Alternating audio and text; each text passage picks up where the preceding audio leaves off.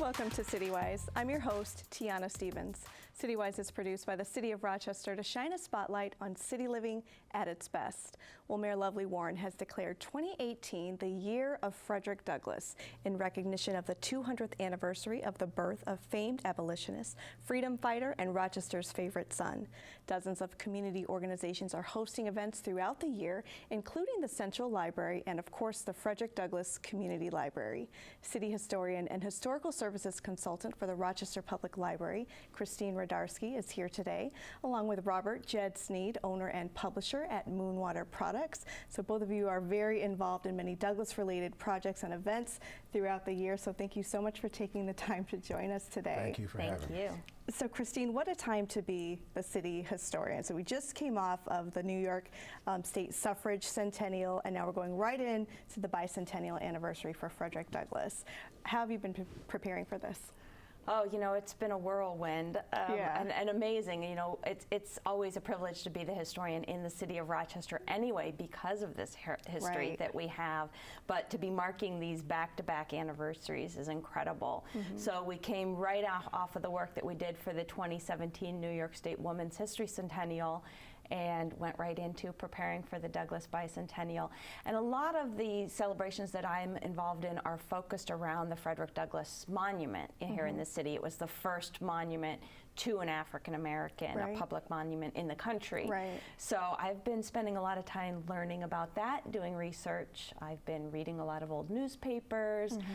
Most recently, I've been in touch with the Smith Granite Company in Westerly, Rhode Island, which is the company that was contracted to construct the monument. How interesting. Yes, so I recently found a drawing showing the base for the statue that came right out of their order book. So that's been very exciting. That's very cool. And speaking of old newspapers, you brought something very special with you today. I did. I brought an original copy of Frederick Douglass's North Star, and this was a copy that was published in 1850. But I just brought this as an example because at the Rochester Public Library we're doing something very exciting this year as our main contribution to the celebration of Douglass's birth. And that is that we are digitizing all of Frederick Douglass's newspapers. And also one called the Rochester Freeman that was published before Douglass came to our community, but that he saw and recognized as a huge influence on his own desire to get involved. So we actually have recently completed digitization of all 4 titles. Wow. And it's a total of 393 issues, totaling 2,128 pages, so more than 2,000 pages of Douglass's newspapers.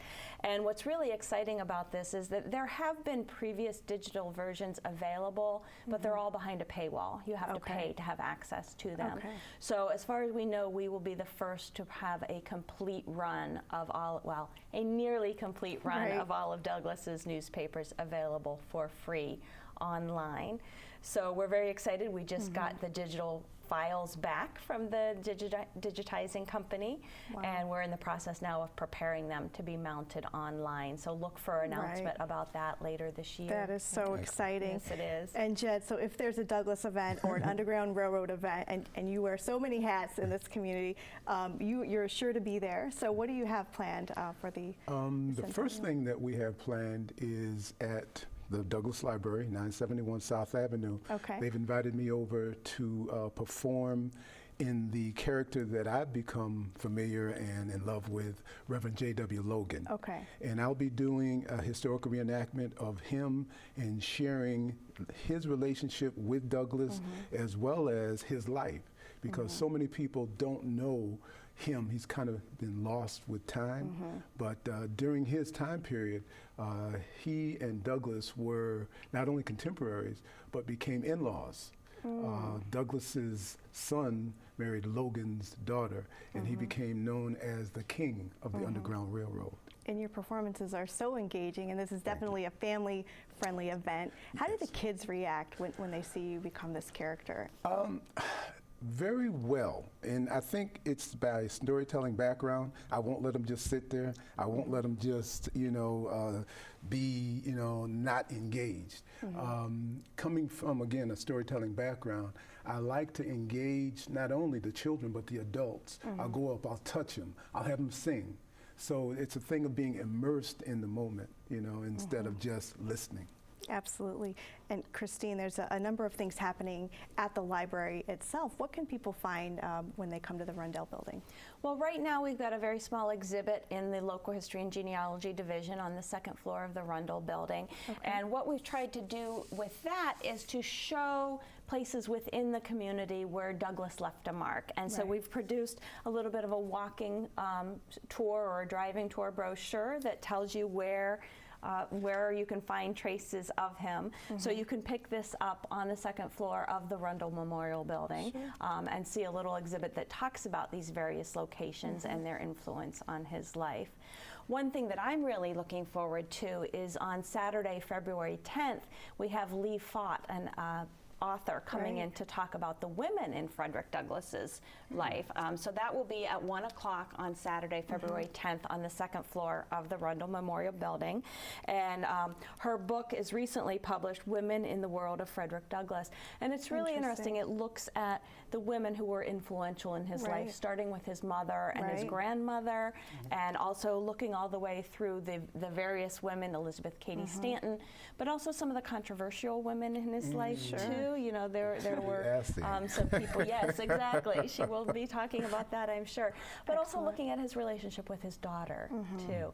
So, women were very influential in his life. So it's nice to see a little bit of a different take on that. Absolutely.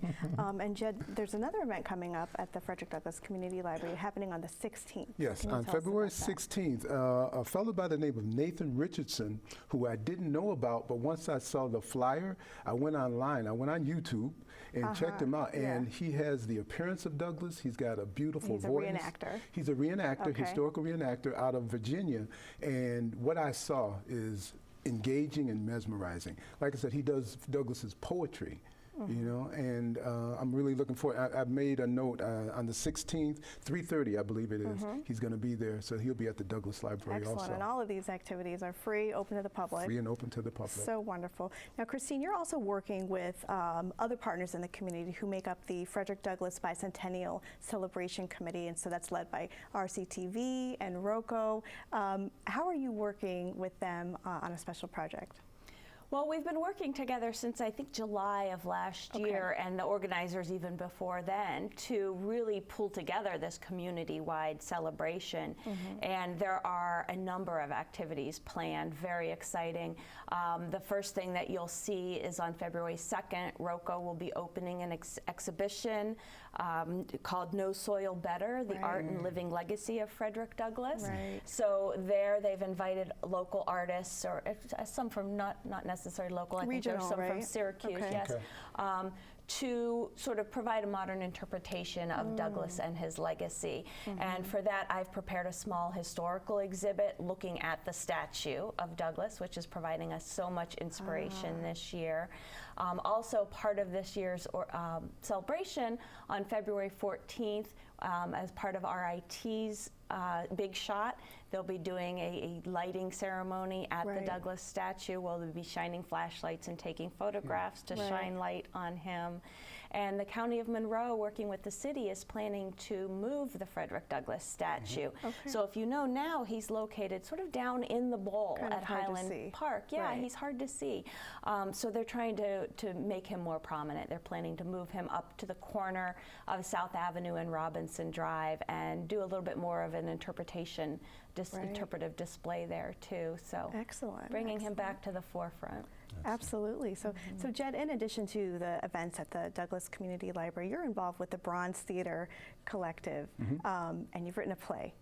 Tell us about that. Actually, this will be our 4th year of the Bronze Theater Festival, and on February 12th, that Monday, we'll be doing a stage reading of a play called Miracles in the Life of Frederick Douglass, which I wrote. And it's free and open to the public. It's our kickoff. And then on Thursday the 15th, Aquaba, the Heritage Associates, will be doing Times in the Life of Frederick Douglass. And that's going to be 2 separate historical reenactments that evening. So the Bronze Collective is also becoming a part of this 200th year celebration of his birth. That's excellent. And both of you were involved in the documentary Rediscovering Frederick Douglass, which tells the interesting story of a photo that was rediscovered in the special collections at the Public Library. And you've taken this work on the road, Christine. Yes. What's the reaction outside of Rochester to the legacy of Douglass? You know, it's been tremendous, and I think we can see that just in the reaction that we're getting nationwide to this anniversary of his birth. In November, President Trump signed a declaration creating a national commission to celebrate. Our own local Dr. David Anderson is serving on that commission, so we're very proud of that.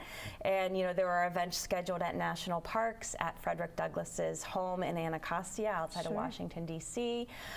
So people are taking note of Douglass and his influence, and I think it's tremendous, and I'm really hoping that it shines positive attention on Rochester too, and Rochester was such a central part of Douglass's life. For sure, and I have to mention that the DVD is available at all libraries. The DVD is available, and I happen to have it with me today. Excellent. This is available at all of the public libraries in Rochester, and Djed and I were talking before we came on set about the work that you did to produce this with Bill Swapacher, and Wonderful.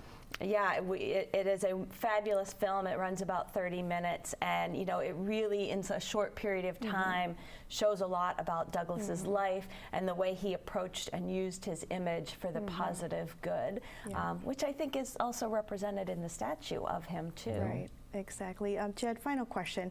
What do you hope the takeaway is from this bicentennial year-long celebration? Respect for Douglass's legacy, his accomplishments.